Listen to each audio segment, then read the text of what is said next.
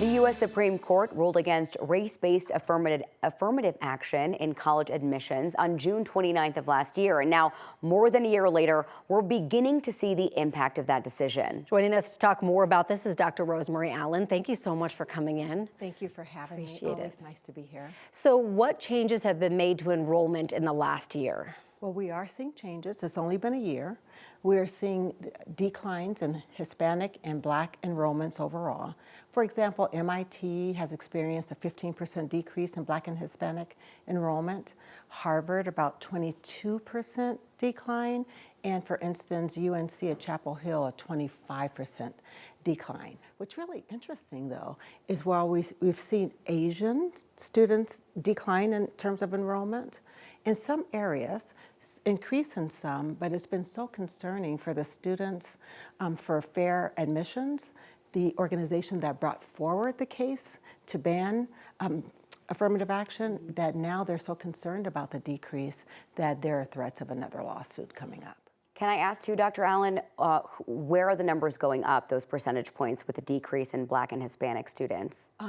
It's across the board. The data is just really inconsistent. It's only been a year.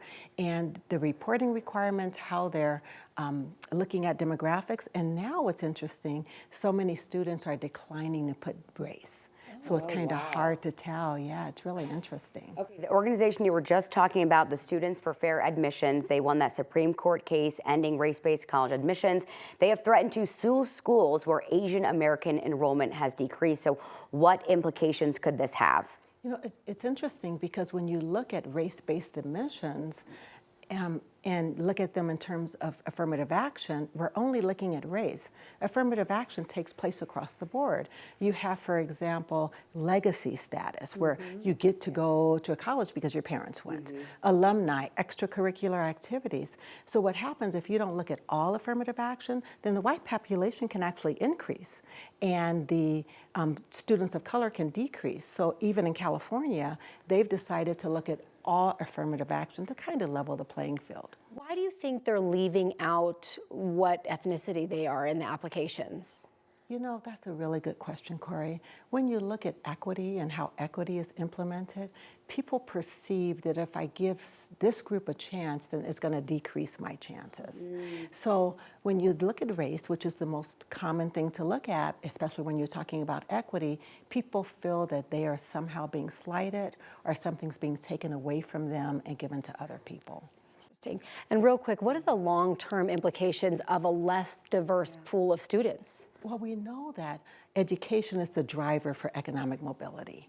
The higher level your education, the higher paying jobs you will get.